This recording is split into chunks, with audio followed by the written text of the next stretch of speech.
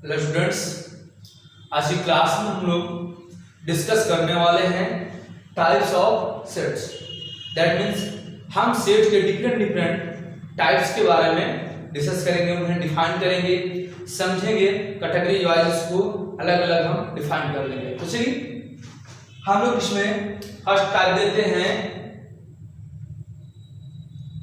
Empty, void और null set. ध्यान दीजिए, एम्पटी, वॉइड, नल ये तीनों एक दूसरे के साइनोनिम हैं।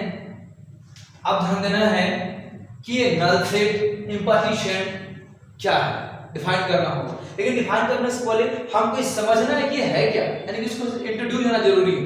तो एक मिनट, इसके नाम में यानी कि जो इसका नाम दिया गया, जो नेम लिखा गया है, इसमें ही इसका डेफिनेशन छिपा हुआ है। जैसे कि एम्पटी मीन्स आप लोग क्या जानते हैं, ब्लैंक हो, बिल्कुल कुछ भी नहीं हो, खाली हो। नल मीन्स खाली होना।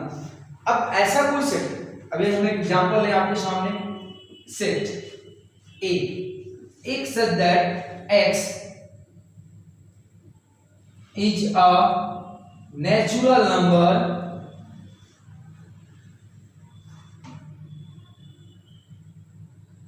x that x is a natural number and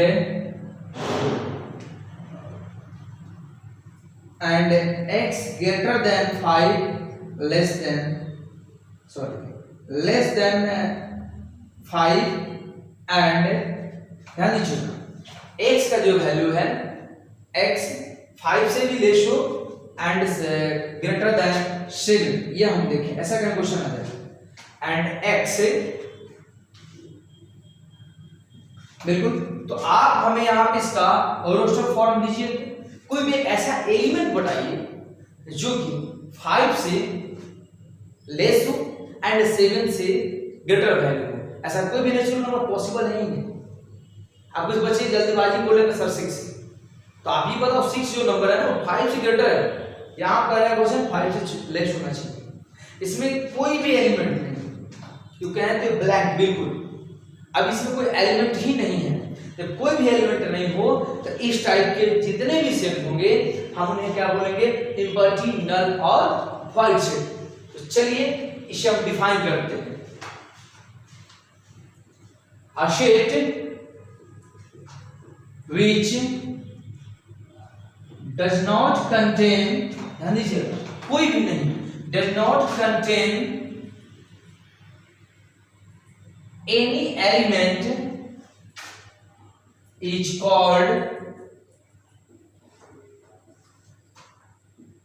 empty set। Possible? अभी मैंने ये बात सुनी, कोई भी एलिमेंट इसके पास नहीं होने चाहिए, कोई भी एलिमेंट नहीं, बिल्कुल।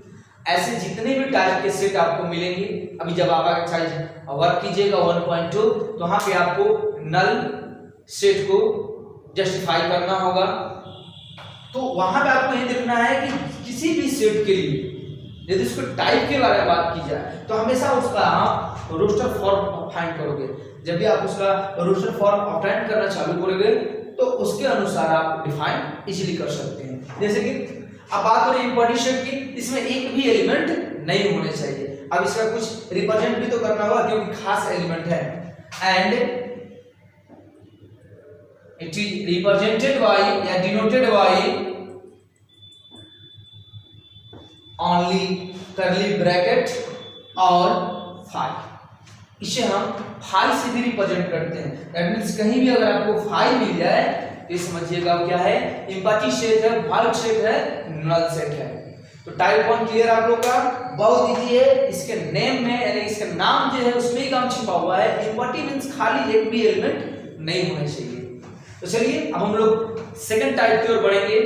इसमें तो हमने देखा कोई भी एलिमेंट नहीं, लेकिन अगला जो नाम होगा उसका नाम होगा singleton set. Singleton set that means single element. तो चलिए इसको भी समझा जाए, लिखा जाए, डिफाइन किया जाए।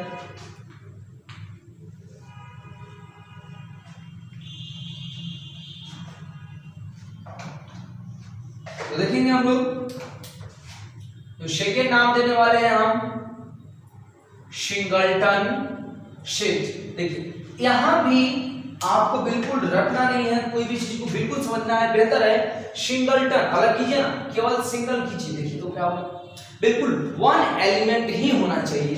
पहले से example, let set b is equal to x such that x plus 1 is equal to 5। अब देखिए ना, और साथ में ये भी लिख दिया जाए and x belongs to r n q z show.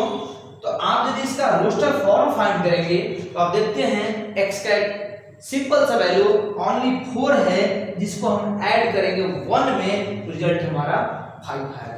तो आपने देखा कि जब हमने इसका रोस्टर फॉर्म अप्लाई किया तो यहाँ पर हमें कितना मिला, ओनली 1 एलिमेंट, यानी कि जब केवल और केवल 1 एलिमेंट हो तो उसे हम क्या बोलेंगे, सिंगलटन शीट। तो डिफाइन करते हैं a sheet which contain only one element is called singleton sheet. Simple, इसे कुछ ज्यादा नहीं, बस केवल ओनली वन एलिमेंट भी इसको बोल सकते हैं। हमने क्या लिखा है, वन एलिमेंट, आप लोग समटाइम्स ये भी लिख सकते हैं one and only one element, कोई दिक्कत नहीं, दोनों से सेम ही होगा। हमेशा आप रोस्टर फॉर्म फाइंड करेंगे, केवल एक एलिमेंट आए उसका नाम क्या देंगे, सिंगलटन शीट। अब हम आगे बढ़ेंगे अगले टाइप की ओर, उसका नाम आएगा पेयर शीट। तो उसका भी डेफिनेशन जो होगा उसके नाम से ही निकालेंगे हम लोग, एग्जाम्पल के बाद उसको भी निकालेंगे। तो चलिए स्टार्ट करते हैं थर्ड टाइप, आगे जो बढ़ जाते हैं हम, इसका नाम दिया जाए पेयर शीट।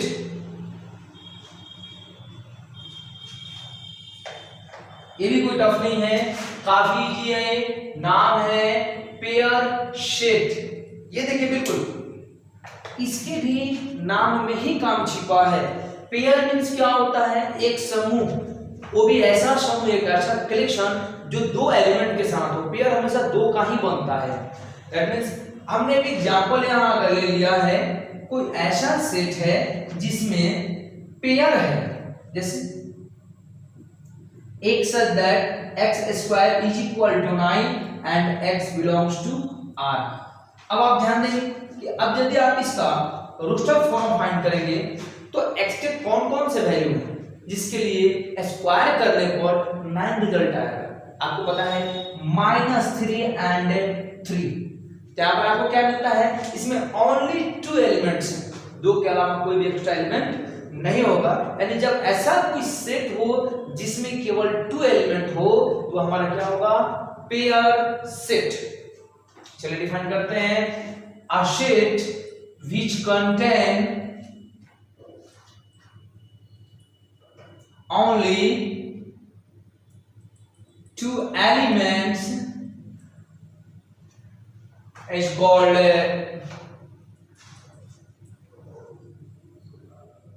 Pair sheet.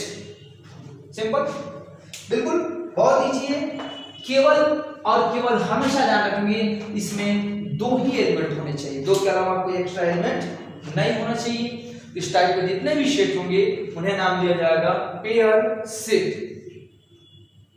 अब हम लोग अगले नेक्स्ट टाइप पर जाने वाले हैं, जिसका नाम होगा सेट ऑफ सेट्स। नाम में ही काम है, सेट ऑफ सेट्स, मतलब सेट्स का कलेक्शन करिए, जो सेट बनेगा वही हमारा होगा सेट ऑफ सेट्स। तो नाम दे देंगे हम, जिसका नाम है सेट ऑफ सेट्स।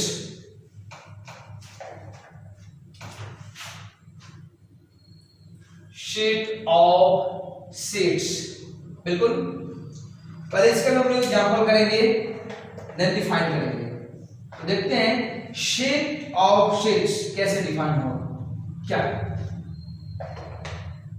ये भी कोई बिल्कुल नया नहीं है। सेट्स ऑफ सेट्स, देखिए तो हमने एक ऐसा सेट लिया जिसमें अब ये एलिमेंट्स हैं 1 2, ओके, एक एलिमेंट 3 4 5 है, एक एलिमेंट ओनली 5 है, एक एलिमेंट 7 8 है। शो ऐसे हो सकते हैं। एक खास बात आप ध्यान देंगे, यहां जितने भी एलिमेंट्स हैं ये ऑलरेडी एक सेट है, ऑलरेडी एक सेट है, और इनको कलेक्ट करके एक सेट बनाया गया है। यानी कि एक ऐसा सेट जिसके एलिमेंट ऑलरेडी एक सेट हो, उसे क्या बोलेंगे हम? Set of sets. तो चलिए इसको भी डिफाइन करते हैं। If the elements of a set are also a set, ध्यान देंगे जो एलिमेंट्स हैं वो भी एक सेट ही हो, also a set, then the set is called set of sets। Example आपका हो गया, इसमें जितने भी एलिमेंट हैं वो ऑलरेडी एक सेट होंगे, और सिंपल है सेट ऑफ सेट्स, मतलब सेट्स के कलेक्शन को अब हम एक सेट बना दें, वही हमारा सेट ऑफ सेट्स होता है। तो अभी तक हम लोगों ने जितना टाइप्स को पढ़ा ये सब एलिमेंट पर डिपेंड था, एलिमेंट के नंबर से हुआ, एलिमेंट के टाइप से हुआ, और अब हम लोग जो इसी में कैटेगरी आगे बढ़ेंगे, अब हम लोग आएंगे नंबर ऑफ एलिमेंट्स पे, कितने एलिमेंट्स होने चाहिए। जैसे आगे बढ़ते हैं, अभी देखेंगे अगला पॉइंट लेंगे हम लोग फाइनाइट सेट, यानी फाइनाइट सेट, अगला नाम हम दे रहे हैं फिनिट सेट। आपको जितने भी टाइप पढ़ाए जाएंगे सब में एग्जांपल से ही हम लोग डेफिनेशन को क्रिएट करेंगे, उसको रिमेंबर करके माइंड में नहीं रखेंगे, क्रिएटिव नेचर रखेंगे, जब चाहे हम उसको क्रिएट कर सकते हैं। तो नाम दे रहे हैं हम लोग फिनिट सेट। देखिए ना, इसके भी नाम में ही काम छिपा हुआ है, देखेंगे तो जरा, फाइनाइट या फिनिट बोले हैं तो फिनिट होता है या फिक्स होता है, यानी इसमें जो एलिमेंट्स हैं डेफिनिट होंगे, जिसको आप जानते हैं, आप काउंट कर सकते हैं बिल्कुल। तो एग्जांपल देख लेते हैं, हमने एक सेट लिया 1 2 3, आप क्या देख रहे हैं यहाँ टोटल नंबर ऑफ एलिमेंट आप बिल्कुल लिख सकते हैं, 3 काउंट कर सकते हैं, काउंटेबल है, ओके। और भी एग्जांपल समझ सकते हैं, हमने एक बी ले लिया ए बी, यहाँ नंबर ऑफ बी हमारा 2, क्या है बाबू? फिक्स है, डेफिनेट एलिमेंट है, इस कारण से इसे बोला जाएगा फिनिट सेट।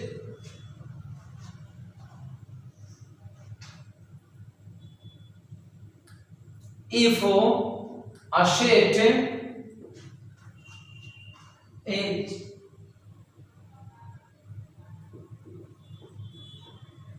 इम्पटी, ध्यान दीजिएगा, इम्पटी सेट भी एक फिनिट सेट होता है, क्योंकि फिक्स है उसमें कोई एलिमेंट ही नहीं है, फिक्स है कोई एलिमेंट नहीं है, यानी a set which is empty,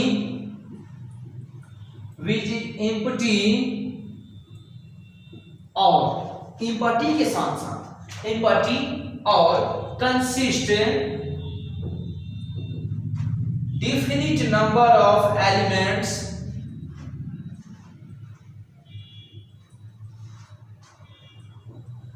is called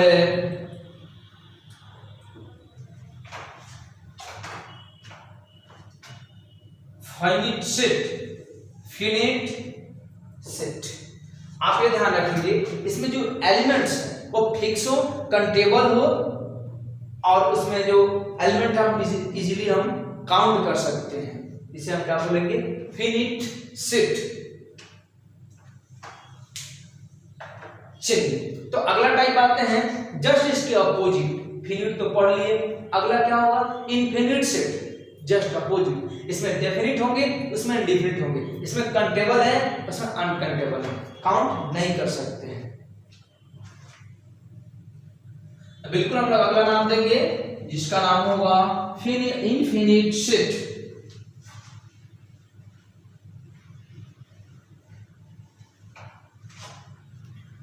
देखिए अगला जो हमारा नाम होगा, टाइप होगा, उसका नाम है इनफिनिट सेट।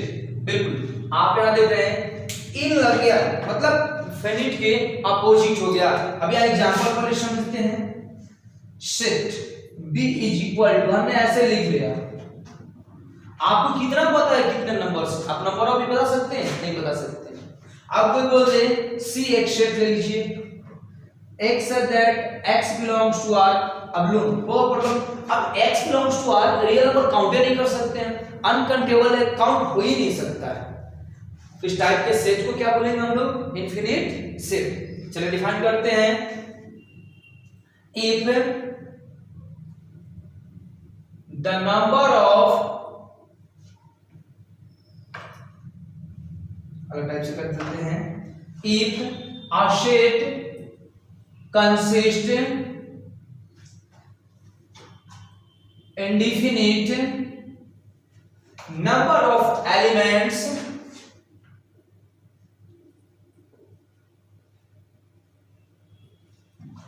then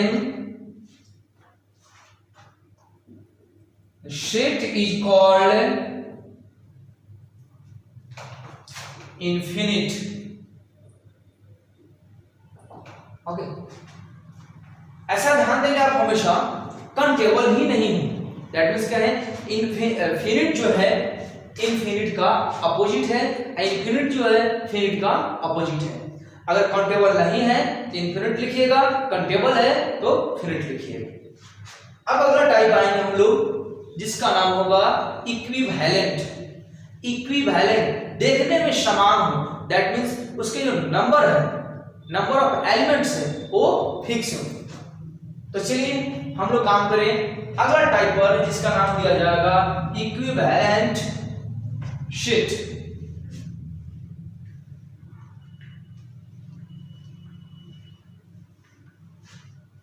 देखिए कितना इजी है।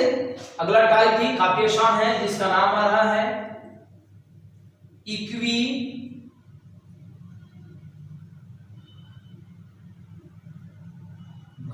सेट।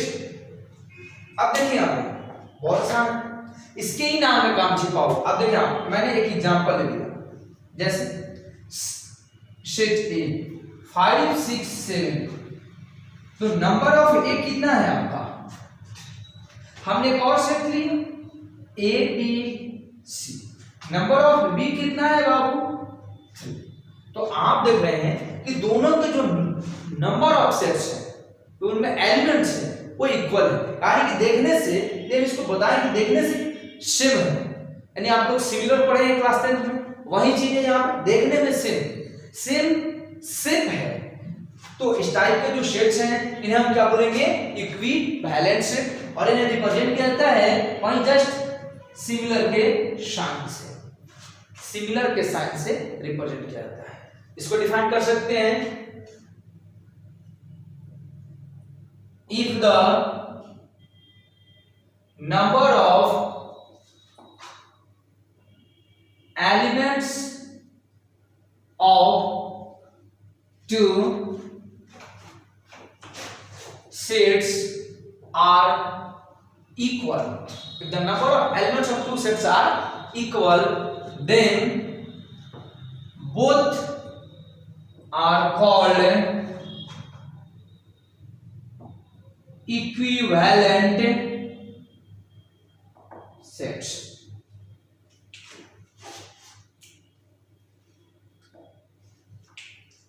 ध्यान दें, जब दोनों में नंबर ऑफ एलिमेंट्स सेम हो तो इन्हें क्या बोला जाएगा? Equivalent set. And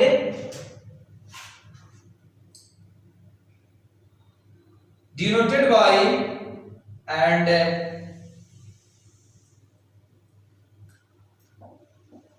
they are represented by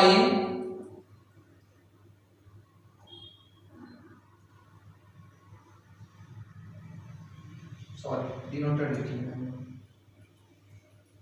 they are denoted by, इसे हम लोग सिमिलर का साइन भी बोल सकते हैं, लेकिन जो सिमिलर का साइन होता है क्लास 10th के लिए भी था और ज्योमेट्री में भी होता है। सेट में हम लोग इसे क्या बोलेंगे, साइन ऑफ इक्विवेलेंट। इक्विवेलेंट का साइन ये रिप्रेजेंट करता है।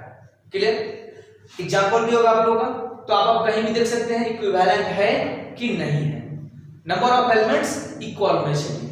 और अब आपका सबसे लास्ट टाइप हम लोग जो 11th के लेवल तक है सबसे लास्ट टाइप पढ़ रहे हैं जिसका नाम होगा इक्वल सेट। बहुत नाम में काम सीखो, काफी लीजिए। Equal set that means number of elements भी इक्वल हो, साथ में एलिमेंट भी इक्वल हो, सेम एलिमेंट हो, तब तो उसे क्या बोलेंगे हम, इक्विवेलेंट सॉरी इक्वल सेट। तो चलिए हम लोग नाम दे अगला जिसका नाम होगा equal set.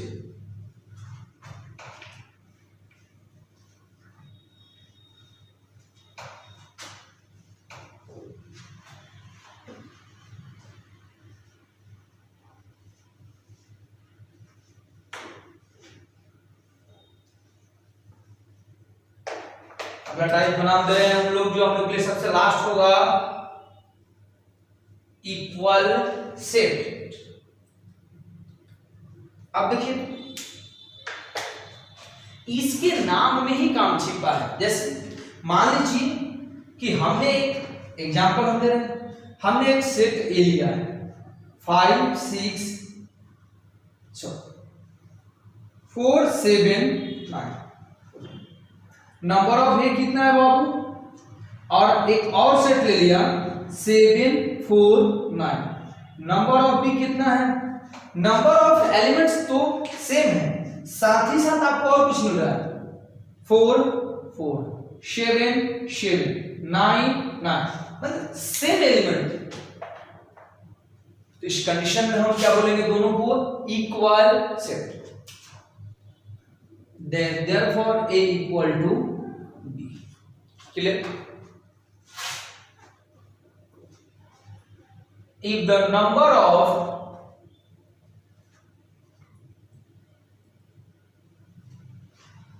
elements of two sets are equal, ध्यान दीजिएगा, are equal and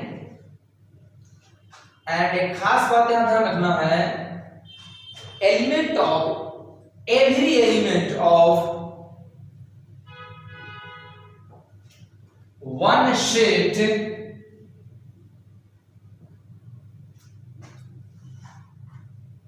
are also an element of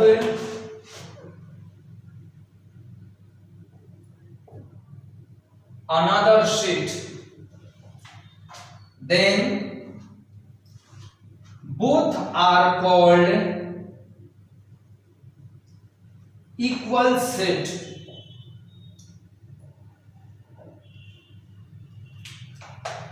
देखिए जो हमने समझा वही, नंबर ऑफ एलिमेंट्स